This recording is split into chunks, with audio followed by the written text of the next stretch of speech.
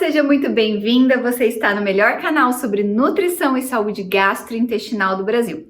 O meu nome é Malu de Carvalho e o tema do vídeo de hoje é alopecia areata, aquela doença da Jada Smith, esposa do Will Smith, que a gente viu no Oscar, que deu todo aquele problema, todo aquele bafafá.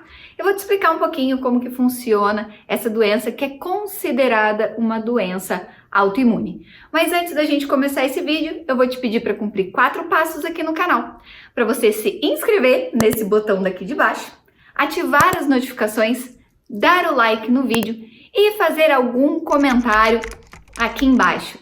Tudo isso é importante para que o YouTube entenda que você é engajada nesse canal e também que esse canal cresça mais. Então cumpra esses 4 passos, porque assim o YouTube te manda vídeos mais interessantes, que são mais do seu interesse, e também ajuda aqui no crescimento. Eu te ajudo, você me ajuda, e assim a gente vai mais longe. Vamos lá para o tema do vídeo de hoje. O primeiro ponto é que a gente não pode confundir os tipos de alopecia. Tá? Alopecia quer dizer queda de pelo, queda de cabelo, ausência de pelo, ausência de cabelo. E nós temos a alopecia cicatricial, por exemplo. Então, você teve uma cicatriz. A alopecia não é só no cabelo, tá, mulherada? A alopecia também são nos pelos, nos cílios, nas sobrancelhas, né? Então, você pode ter uma alopecia cicatricial. Por exemplo, eu tenho uma cicatriz pequenininha aqui no meu cotovelo, ó. Aqui nessa cicatriz, não sei se você consegue ver daí, não nasce pelo. No meu joelho também tem uma cicatriz e ali não nasce pelo. Isso é uma alopecia localizada ali, cicatricial. Na cabeça também pode existir, né, por algum dano, por algum acidente, alguma coisa que aconteceu. Mulheres, né, que tiveram algum tempo atrás, foi bastante comum usarem formol em escovas progressivas. E isso fazia, às vezes, danos no couro cabeludo, deixando a pessoa realmente careca, né? Então, a gente tem um tipo de alopecia cicatricial. Nós temos um tipo de alopecia que a gente chama de androgenética, e chama andro porque tem a ver com hormônios masculinos, e genética porque tem a ver com a sua genética, que produz mais hormônios masculinos. Então, mais DHT, no caso, de hidrotestosterona. Isso é um outro tipo. E a alopecia areata, que é uma doença autoimune, tá? E ela é uma doença autoimune, portanto, como toda autoimune, e se você não entende disso que eu tô falando, volta no vídeo de autoimune, que pode estar em algum card aqui na tela, ou tá aqui no canal, procure Malu de Carvalho, doenças autoimunes, que eu vou te explicar um pouco melhor do porquê que uma doença autoimune é uma inflamação, tá? Uma inflamação crônica. Então, a alopecia areata, ela é uma doença autoimune, ou seja, é uma doença de cunho inflamatório e que também tem outras raízes que podem agravar essa doença, como deficiências nutricionais e até mesmo um desbalanço, o estresse oxidativo, um desbalanço entre os oxidantes que o nosso corpo produz e os antioxidantes que nós produzimos e ingerimos também. Eu vou colocar uma foto aqui ao lado para você ver como que é a característica da alopecia areata. Os pelos e o cabelo, né, na maior parte das vezes é o cabelo que mais vai incomodar, ele cai em forma circular, ele cai em círculos, né, como você pode ver aqui nessa foto. Pode tirar a foto. E nesse lugar desses círculos formam-se algumas casquinhas, fica uma área mais esbranquiçada mesmo. Ali, o folículo piloso e o folículo capilar, ele foi afetado por células imunológicas que o seu próprio corpo produziu contra esses folículos. Esses folículos foram danificados e por isso que o cabelo cai dali, né? Ou os pelos caem do corpo, do cílio, da sobrancelha. Então, quando eu falar pelo, você entende que é no total, tá bom? Então, os pelos daquela região, eles caem porque células do sistema imunológico estão atacando os folículos que produzem esses pelos, tá bom? Só que a boa notícia é que essa ausência de pelos, esses folículos, eles foram danificados, eles não foram mortos, né? Então, há a possibilidade de voltar a crescer pelo naquele lugar, voltar a crescer cabelos naquele lugar. No comecinho, quando volta a crescer, fica tudo branquinho, porque os melanócitos que vão dar a coloração, né, desse pelo, desse cabelo, eles também foram danificados. Então vai nascer branquinho, mas depois com o tempo vai voltando e vai escurecendo, né? Os tratamentos tradicionais da alopecia areata, eles vão desde a aplicação de minoxidil, aplicação de alguns corticoides tópicos, corticoides injetáveis, né? Corticoides orais em alguns casos, também imunossupressores em casos onde a alopecia ela é sistêmica, a alopecia do corpo todo. E isso pode, e todas essas medicações são medicações muito pesadas, né? Então, o minoxidil ele é de uso tópico, não tem muito efeito colateral, né? Mas corticoides têm efeitos colaterais pesados, tanto nos fígados, tanto no fígado, que a gente só tem um, quanto nos rins, quanto no estômago, né? Às vezes, alguns anti-inflamatórios também podem entrar dentro dessa jogada para controle da alopecia, mas isso danifica muito o estômago, fígado também. A gente tem os imunossupressores, que são medicações pesadas, porque afinal vai suprimir a imunidade como um todo.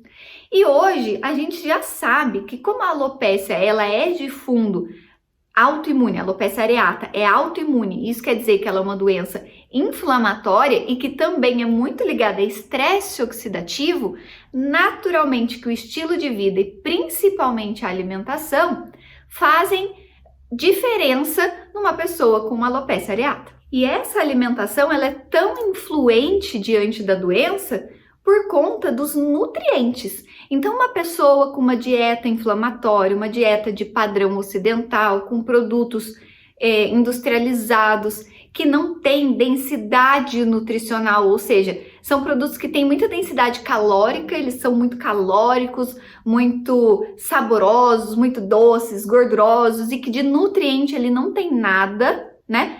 Uma pessoa que mantém esse padrão alimentar não consegue ter nutrientes suficiente para nutrir o folículo piloso dela, folículo capilar dela, para que possam se multiplicar, para que as células se mantenham saudáveis, para que combata o estresse oxidativo causado pela inflamação crônica, que é um efeito da doença autoimune. Então, quanto menos a pessoa é nutrida, maior vai ser a queda dela, de cabelo e de pelos, né? Mais afetada pela autoimune ela será. Agora, uma pessoa bem nutrida consegue nutrir os seus folículos capilares, consegue transformar essas células em células saudáveis, consegue evitar um dano oxidativo muito grande. E hoje, através de diversos estudos, foi descoberto que alguns nutrientes fazem mais diferença na alopecia areata. Então, o primeiro desses nutrientes é a vitamina D. E quando a gente fala de doença autoimune, a vitamina D ela sempre estará junto desse combo. Por quê? Porque a vitamina D não é uma vitamina, ela é um hormônio que também é imunomodulador. Então, quando você tem uma vitamina D muito baixa, você está mais suscetível ao desenvolvimento dessas autoimunes.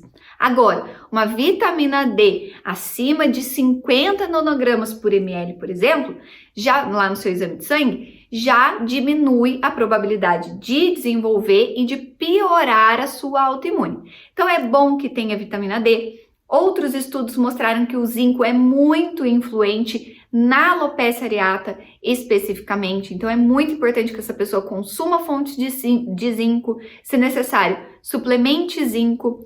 Magnésio também, que é importantíssimo para o DNA, para a formação do DNA, né? Então, toda vez que a gente fala de uma célula que se multiplica, a gente está falando de DNA, então precisa de magnésio, precisa de cobre, precisa também de selênio, porque todos esses minerais, todos esses oligoelementos, eles são partes de enzimas que vão formar antioxidantes como glutationa, peroxidase, que é um super antioxidante e que vai precisar de selênio, vai precisar de zinco. A gente também tem o ferro, que faz parte da formação das nossas hemácias, e a gente sabe que uma pessoa com uma ferritina baixa tem maior queda de cabelo. Então eu já falei aqui do cobre, do magnésio, do selênio, do zinco. Não falei do cobre, mas o cobre é importante também. Falei da vitamina D, falei do ferro. E aí agora entram duas vitaminas lipossolúveis, que é a vitamina A e a vitamina E, que elas funcionam como antioxidantes também. Então elas vão se juntar nesses oligoelementos e formar aqueles antioxidantes importantes, que o principal deles vai ser a glutationa, como eu falei, e evita o dano oxidativo do folículo capilar. Pode parecer nome difícil? Pode parecer, mas o que você tem que guardar aqui é que quanto mais variada, diversificada é a sua alimentação, quanto mais nutritiva for a sua alimentação, mais desinflamada você estará, porque o seu corpo precisa de nutrientes, ok? Até aqui tudo bem? Eu estava quase esquecendo da gente falar das vitaminas do complexo B. Elas também são muito importantes, então você precisa de ácido fólico, você precisa de vitamina B12, você precisa de piridoxina, que são as mais importantes aqui na multiplicação celular, tá? Na divisão e na correta formação das células novas e também da formação de cofatores, aliás, de coenzimas, de cofatores, de enzimas, para evitar dano celular. Grave isso. Além disso, você já deve ter visto gente com queda de cabelo tomando biotina. A deficiência de biotina pode levar a maior queda de cabelo, tá? Então, quando a gente fala de nutrientes, a gente não tá falando que quanto mais, exemplo, quanto mais vitamina E, quanto mais vitamina B12, melhor. Não. A gente tá falando que a deficiência desses nutrientes vão piorar o estado, tá? Então, quanto melhor esses nutrientes estiverem encaixados individualmente dentro da sua dieta, melhor vai ser o seu resultado mediante uma autoimune. Levando em consideração, como eu explico aqui, como eu explico no PD30, que é o programa de desinflamação em 30 dias, inflamação não tem a ver só com nutrientes, só com comida. Também tem a ver com a qualidade do seu sono, do seu ciclo circadiano, a qualidade da sua digestão e absorção intestinal, a saúde do seu intestino, a quantidade de estresse e como você lida com esse estresse ao longo da vida.